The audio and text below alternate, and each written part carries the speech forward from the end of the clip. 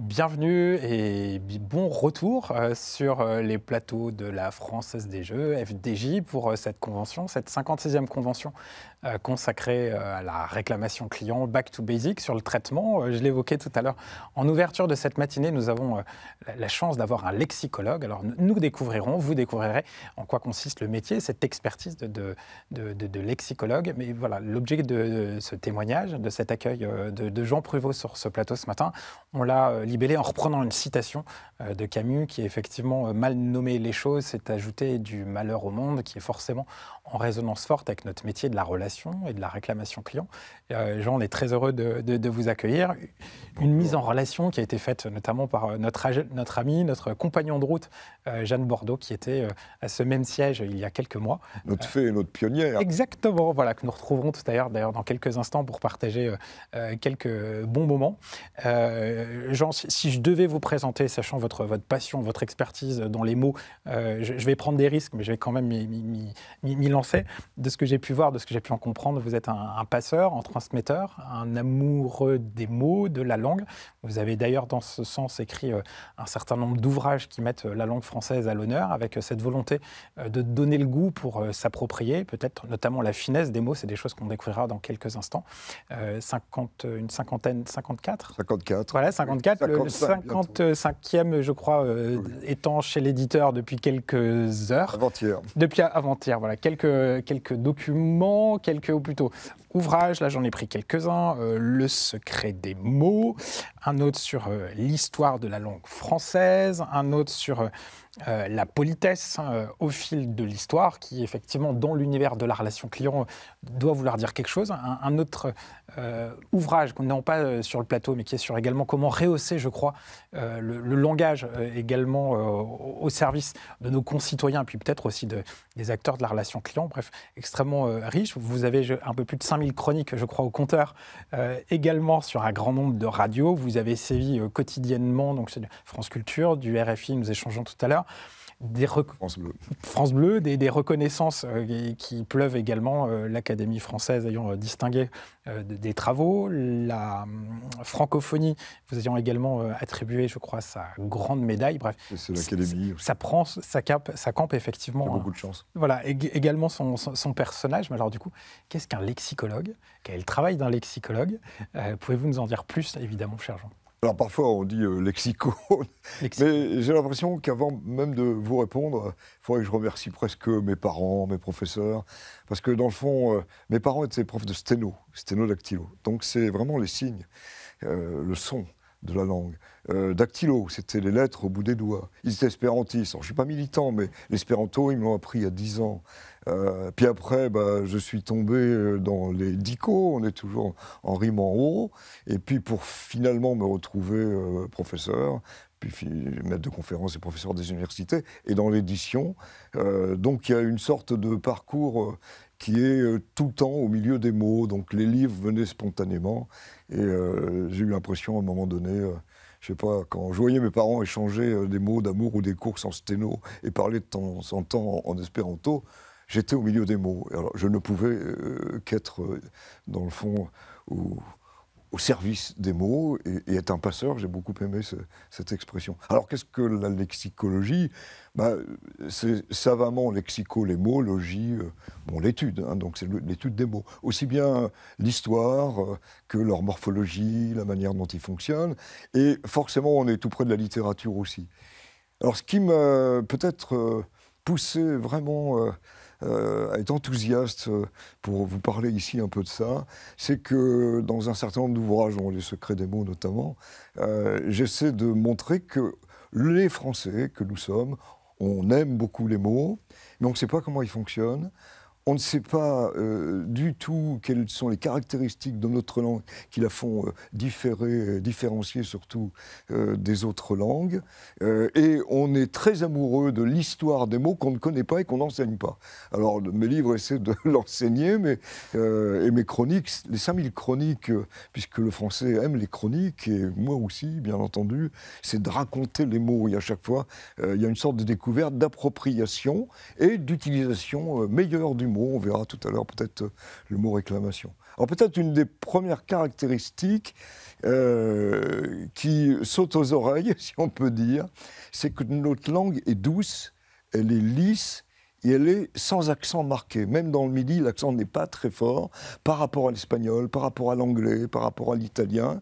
Nous avons une langue qui est considérée par les étrangers comme douce, tout simplement, parce qu'on a perdu ce qu'on appelle l'accent démarcatif, c'est-à-dire l'accent dans les mots. Quand je dis anticonstitutionnellement, où est l'accent? On n'en sait rien. Dans les phrases, où est-il? On n'en sait rien.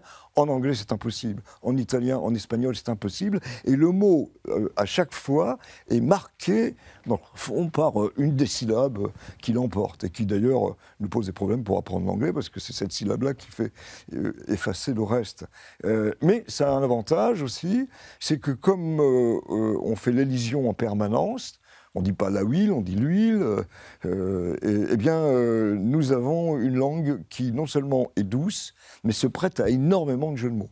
Nous sommes la langue des jeux de mots par excellence. Et c'est ce qui pousse, si vous voulez, dans le fond, les écoles à nous entraîner avec des comptines. Et puis après, c'est des blagues sans fin. On ne dit pas des mitrailleuses, mais des insectes moqueurs. On ne dit pas des potagers, mais des amis âgés. On ne peut pas le faire dans les autres langues. Hein. Et il y en a même de très vulgaires. On ne dit pas un enfoiré, mais on dit un an perdu. Mais ça, on ne peut le faire que parce que on fait les liaisons. Et notre langue est une série de syllabes très douces, qui fait d'ailleurs que les étrangers trouvent notre langue très belle par sa douceur. Alors ça, c'est quelque chose qui est peu connu, mal connu. C'est peut-être le premier point. Le deuxième point, ça serait peut-être que nous aimons l'histoire de la langue française. Et comme nous l'aimons, eh bien, à ce moment-là, chaque fois qu'il y a un mot, on aimerait en connaître l'histoire. Et je vais juste donner un exemple, je vais aller très vite. Je faisais des chroniques sur Move aussi, où on me demandait les mots du rap. Et on me demandait un jour d'où vient le mot bendo, parce qu'il y avait un rap, on est dans le bendo, on est dans le bendo. J'ai répondu, je n'en sais strictement rien, mais je vais chercher. J'ai cherché, on a des outils, j'en reparlerai tout à l'heure. Et là, l'histoire est merveilleuse. C'est en indo-européen, cette langue qui a, dans le fond, irrigué toutes les langues de l'Europe, sauf le basque et quelques autres, il y avait une racine ban, qui voulait dire la proclamation. Ça a donné le germanique ban, qui est passé en français, et être au banc. Le banc, c'était l'endroit du seigneur. Ça a donné la bannière, ce qui signifie bien qu'on est chez le seigneur. Ça a donné banal, qui est le four banal, prêté par le seigneur aux autres, ou loué. Ça a donné la banlieue, à une lieu du banc. Ça a donné le Forban, en dehors du banc. Ça a donné même l'aubaine, Ali Ban, l'autre. Étrangers venant d'un autre banc dont on récupérait, c'était une aubaine, tout l'argent. Et ça a donné abandon, être abandon, c'est-à-dire être tout seul devant, je ne sais pas, un commissaire, devant un service réclamation client. Oui, voilà, et là on se sent un peu seul. C'est passé en anglais, abandon. Il y a toujours eu des maisons abandonnées, abandoned house. C'est passé aux États-Unis, évidemment. Et là, dans ces maisons abandonnées, des jeunes se réunissaient pour faire de la musique. Et c'est devenu le bando. Et quand nous avons repris le mot bando, et que j'avais demandé au groupe de rap pourquoi le mot bando, ils disaient, bon, je ne sais pas trop d'où ça vient, mais pour nous, ça veut dire être en banlieue. Sans le savoir, ils y étaient. En fait, en mémoire profonde, on a beaucoup plus de savoir qu'on ne le pense, et c'est à nous, lexicologues, dans le fond, de les redonner. J'en donne un dernier, parce que ça serait sans fin. Il y a peu de temps, avant-hier, une radio m'a téléphoné pour me dire d'où venait l'expression « l'argent n'a pas d'odeur ». J'étais embêté, je l'ai quand même expliqué, puisque l'urine contient de l'ammoniac, elle était récupérée des amphores par les Romains, et ça servait pour la teinture, énormément. Et Vespasien, l'empereur, s'est dit, je vais mettre un impôt. Son fils Titus lui dit, mais l'argent, c'est pas de l'argent propre. Mais il lui a dit, l'argent n'a pas d'odeur. Et puis après, on a les fameuses Vespasiennes. Mais on en a une plus belle, parce qu'il y en a toujours des belles. Financier, par exemple. c'est un monde qu'on connaît bien, ça venait de finer, qui voulait dire conclure, finir, c'était finer, un infinitif qui a disparu, conclure en donnant de l'argent. C'était ça, puis c'est devenu ce qu'on sait en rapport donc, avec tout ce qui concerne l'argent. Mais alors pourquoi mange-t-on des financiers? Pourquoi achète-t-on un financier? Tout simplement parce que les sœurs visitandines au XVIIe siècle à Nancy avaient une recette à base de blanc d'œuf, à base donc de farine, parce qu'elles avaient beaucoup de jaune d'œuf, elles avaient des travaux de peinture. Et cette recette a donné ce gâteau qu'on connaît, mais ça ne s'appelait pas financier. Ça s'appelait visitandine. Puis là, on l'a oublié complètement, d'autant plus qu'il y a eu l'affaire des poisons. Les poisons ont fait que ce qui avait l'odeur de cyanure était repoussé. Or, l'amande, la poudre d'amande qu'on met dans ce type de pâtisserie sent le cyanure. Et tout le monde savait que le cyanure avait cette odeur-là. Et donc, évidemment, ce type de gâteau disparaît. Et puis, en 1890, on a un pâtissier qui s'appelle Lannes, L-A-S-N-E, et qui se dit, voilà, je suis à côté de la bourse, il faudrait que je trouve un gâteau qui leur corresponde bien. Et les boursiers demandaient un gâteau qui soit nourrissant, qui ne salisse pas les mains, et qui soit bon quand même et facile à porter. Et il a eu l'idée de faire ce type de gâteau. Et quelle forme lui a-t-il donné? Celle d'un lingot. Et voilà le financier dans notre affaire. Donc ça, les Français en sont friands et ça nous pousse effectivement à essayer de trouver cette histoire. Sans doute un retour effectivement aux racines, un enracinement. Donc la vocation... Je ne sais si ce n'est du lexicologue, c'est de voir une pollinisation, effectivement, des mots qui véhiculent, a priori... Alors, j'aime beaucoup ce mot de pollinisation. Ouais. Ce qui est certain, c'est que tout mot a une histoire, tout mot a une évolution. Et une évolution dont on a encore un peu les traces. Le financier avec les lingots, personne n'y pense. Bon, mais le pâtissier, lui, y a pensé. Ouais. Et dans beaucoup de mots, on le verra pour réclamation, on a encore quelque chose de profond qu'on véhicule. Et comme les Français aiment ça, dans les réclamations, dans la manière de les contacter, raconter des histoires de mots, je vous assure que c'est toujours intéresser les gens. Ouais. Vous avez une revendication forte, vous racontez l'histoire du mot revendiqué ou un autre mot, et vous y trouvez un argument.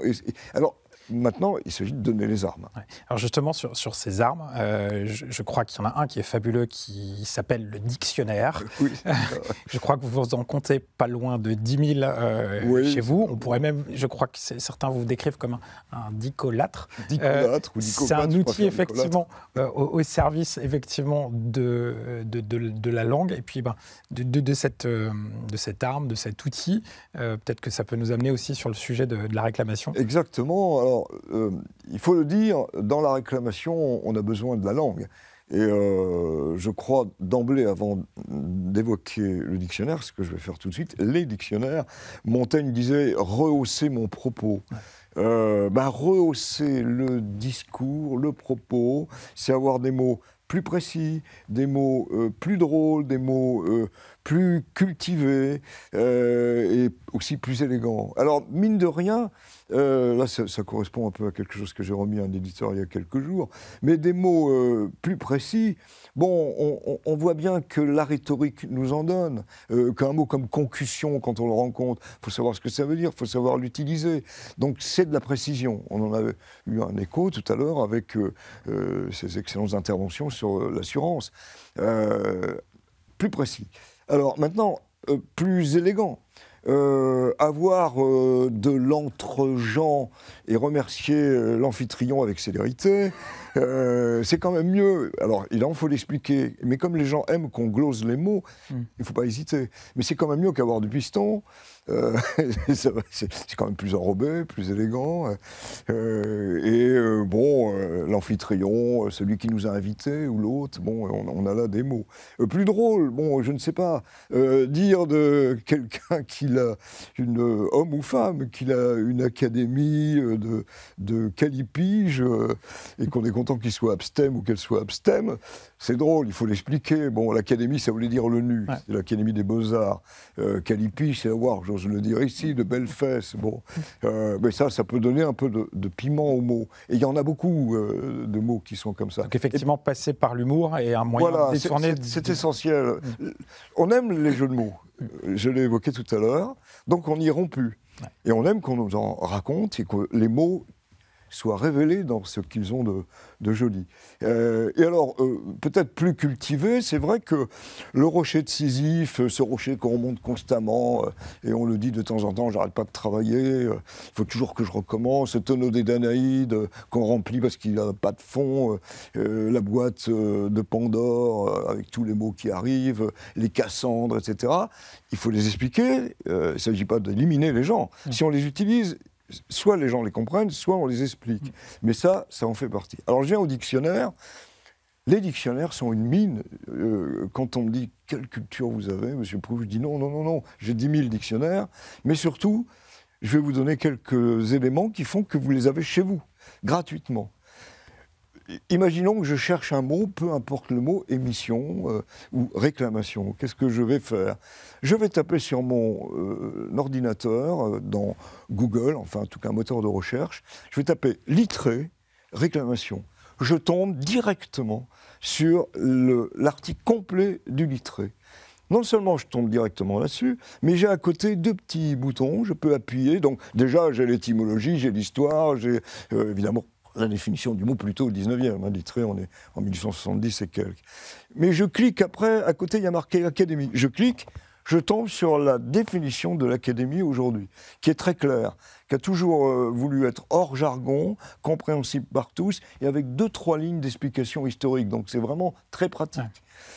Et puis j'en veux beaucoup plus, cette fois-ci avec un dictionnaire qui a 450 000 citations, je clique sur TLFI, Trésor de la langue française. C'est toujours sur la page Littré que je viens d'ouvrir, hein. J'ai fait Littré réclamation, et là je tombe sur ce dictionnaire et l'article, qui doit faire à peu près 3 pages, qui doit compter à peu près 25 citations, et surtout, il ne faut pas oublier, c'est ça que beaucoup de gens oublient, il faut aller tout en bas de l'article. Et tout en bas de l'article, à ce moment-là, vous avez les datations, les attestations et les évolutions du mot. Bon, c'est un outil extraordinaire. Donc quand on veut raconter les mots, on ne va pas chaque fois partir avec son bateau de pèlerin et faire une enquête de 10 000 ans.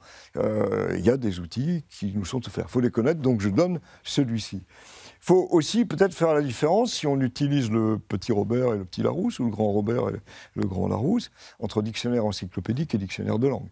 Un dictionnaire de langue, c'est très utile, comme l'Académie, le TLF, le grand Robert, ça nous donne l'usage du mot dans la langue. Un dictionnaire encyclopédique, ça nous donne finalement le concept ou la chose. Champignon, ça sera d'un côté le dictionnaire de langue, plante charnue qui pousse dans les endroits frais et humides, et avec des citations appuyées sur le champignon, les cités champignons, et puis des citations de Colette ou autres. De l'autre, j'aurai végétal sans chlorophylle qui fait partie des talophytes, et avec une planche des champignons. Je n'ai pas la même réponse. Toutes les deux sont intéressantes, elles dépendent des questions que je dois poser. C'est pour ça que quand on me donne quel dictionnaire préférez-vous, mais tous, mais s'il en faut 2, Larousse et Robert. Et puis surtout, tous ceux qui sont là gratuits sur Internet. Et puis, il y a ces fameux dictionnaires de synonymes. Et là, je donne aussi cette consigne, ça prend un petit moment. Mais il y a 3 dictionnaires de synonymes dans l'histoire. Ils sont sur Gallica. Je peux les télécharger. C'est-à-dire que je peux les avoir en PDF sur mon ordinateur. C'est comme si j'avais le papier. Bon. Eh bien, il y a celui de Girard en 1740, excellent, synonymie distinctive, délicieux. On va tout de suite dans la table des matières et on va trouver, on ne va pas trouver réclamé, mais on va trouver querelle et d'autres mots de ce type, mais des mots. Et puis je prends celui que je charge aussi sur Gallica, 1748, et il s'agit de celui de Guizot. Et là, c'est pareil, je fonce sur la table des matières, à l'index, et je remonte sur la bonne page. C'est plein de pièges, j'en parlais, parce qu'en fait, il y a 2 volumes dans un, donc il faut parfois la technique dans la deuxième moitié. Et puis le 3e, c'est celui de La Faille, qui rassemble des concepts. Et là, dans cela, j'ai réclamé.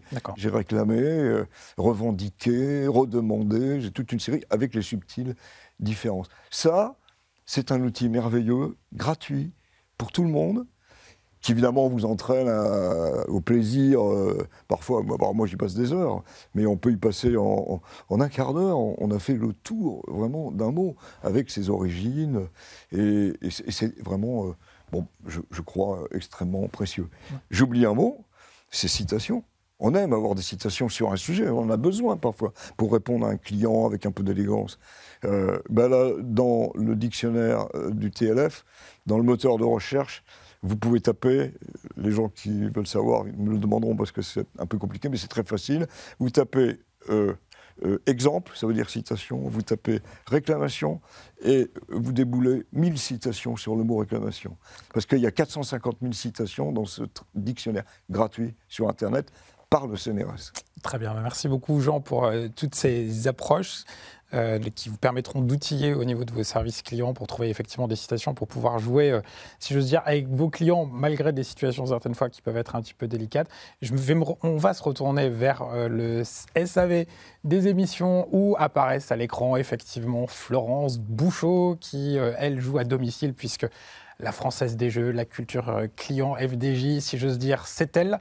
Sébastien Poisblanc de l'expérience client massif, également administrateur. Et j'en profite pour vous dire, parce que Sébastien vient d'intégrer le conseil d'administration à l'issue de notre dernière assemblée générale. Ce sera donc notre bleu, notre bisu du jour, plus notre bisu que notre bleu, puisque nous avons un autre bleu avec des étoiles que nous accueillerons tout à l'heure, à savoir le général Monin. Donc tous deux, je vous donne la parole pour recueillir d'éventuels commentaires, questions, surprises qui auraient pu être exprimées sur notre plateforme, voilà, adressée à Jean. Florence.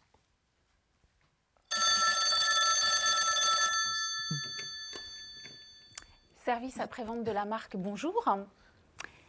Oui, alors je vous confirme que vous êtes bien devant la 56e convention de la marque et pas devant la grande librairie. C'était hier soir. Écoutez, je pense que Marie-Louis Julien ne va pas forcément remplacer tout de suite Augustin Trapenard, mais on peut lui demander. C'est une question effectivement à laquelle il pourra répondre. D'accord. Vous avez une proposition de synonyme pour financier aux amendes, d'accord. Éric Kayser, c'est vrai, en effet. Très bien, je vous remercie. Au revoir. Sébastien, est-ce que tu as d'autres questions? Oui, on a une question à notre lexicologue. Quand on utilise le terme mécontentement, insatisfaction, réclamation, sollicitation, demande, finalement, la question c'est lequel choisir, et est-ce que le choix du mot a pour vous une influence? Oui, une grande. Et c'est pour ça qu'on a besoin de ces dictionnaires de synonymes. Alors, je vous donne, par exemple, ce que Girard disait en 1740. Lui, il faisait la différence entre ce qui était querelle, dispute et différend. Il disait « La concurrence des intérêts cause les différends. La contrariété des opinions produit les disputes. L'aigreur des esprits est la source des querelles. On vit d'un différend, on termine la dispute, on apaise la querelle. » Et puis ça se poursuit. L'envie et l'avidité font qu'on a quelquefois de gros différends pour des bagatelles. L'entêtement joint au défaut d'attention à la juste valeur des termes est ce qui prolonge ordinairement les disputes. Et cette phrase que je trouve magnifique, il y a dans la plupart des querelles plus d'humeur que de haine. Et c'est là où, tout à l'heure, j'évoquais la rhétorique. Il n'est impossible pour moi de répondre, je peux être l'objet d'une question, puis avoir un différend, de ne pas commencer par la captation de bienveillance. C'est-à-dire remercier la personne de poser cette question, c'est-à-dire trouver quelque chose de positif dans ce qu'elle a dit. C'est la captation de bienveillance qu'on avait dans la rhétorique. Après, on peut commencer, évidemment, à discuter, mais déjà, on a une oreille. Donc, le choix des mots est très important. Lafaille, lui, faisait la différence entre redemander, réclamer, revendiquer. Et alors, il dit, par exemple, celui qui demande une chose veut rentrer en possession de cette chose. Celui qui réclame ou revendique veut qu'on la reconnaisse pour être sienne. Alors, il y a énormément comme ça de choses qui nous sont données. Et il y a, j'oserais dire, des citations qui, pour moi, sont précieuses. Celle-ci m'a beaucoup plu. « La vie est une grande réclamation qu'il n'est pas commode d'apaiser. » Bon, il faut le savoir, c'est pas commode d'apaiser, mais avec les mots, et vous avez raison de le souligner, le juste mot, les dictionnaires d'un clic, vous avez dans le dictionnaire d'Académie toutes sortes d'exemples. Donc on peut avoir son idée. Si vous êtes sur Word, vous cliquez sur le dictionnaire en haut et vous avez, alors je les ai là notés mais je ne vais pas les donner, vous avez à peu près 60 mots pour correspondre à réclamation. Alors à vous de le choisir et s'il y en a un dont on n'a pas trop d'usage, peut-être aller chercher. Hein. Donc il y a aussi, permettez-moi, j'abuse peut-être, mais il y a aussi, j'ai évoqué les jeux de mots qu'aiment les Français. J'ai évoqué l'histoire des mots qu'aiment les Français. Les Français aiment aussi beaucoup les blagues, entre guillemets. Alors, les anglo-saxons savent commencer par la blague de départ, ce qu'ils appellent leur starting joke, et puis terminer par la blague finale. Et nous, on l'oublie parfois dans nos discours, etc. C'est dommage, les politiques savent le faire. Mais parmi les plaisanteries que j'ai entendues il y a peu de temps, qui a fait sourire quelqu'un avec qui je discutais, justement sur un petit problème à régler, et je lui disais, mais ça me rappelle ce grand patron qui rentre à la maison et qui dit à son épouse, j'ai reçu toutes les délégations syndicales, ils sont venus pour une baisse de salaire. Alors sa femme lui dit, mais c'est formidable, baisse de salaire, tu te rends compte au moment d'inflation, etc. La mienne. C'est merveilleux. Oui, et là, il dit, oui, mais non, mais tu plaisantes, c'était la mienne, la baisse de salaire. Alors là, il faut avoir quelques arguments quand même avant. Très bien. En tout cas, à défaut de trapenard, nous ne serons pas tombés dans le traquenard, ma chère Florence. En tout cas, un grand merci, Jean, de nous avoir accordé ce passage ce matin, entre de nombreux studios. Ravi de vous retrouver effectivement dans quelques minutes accompagné de Jeanne. Un grand merci d'avoir partagé ces pistes avec notre communauté, cette notion d'humour, cette capacité à définir, redéfinir, s'approprier également des mots et ne pas tomber peut-être dans des mots peut-être tout simplement prêts à l'étalage. Donc pour tout ça, soyez à nouveau remerciés, Jean. Et puis je vous dis donc à tout à l'heure. On va se quitter quelques instants, le temps de lancer une petite pastille. Le père Spencer est passé ce matin dans les studios, a quelque chose à vous dire, notamment, alors non pas sur la clarification, mais sur l'accessibilité. J'en dis pas plus pour ne pas spoiler, mais voilà la petite vidéo. Quelques instants et à tout de suite.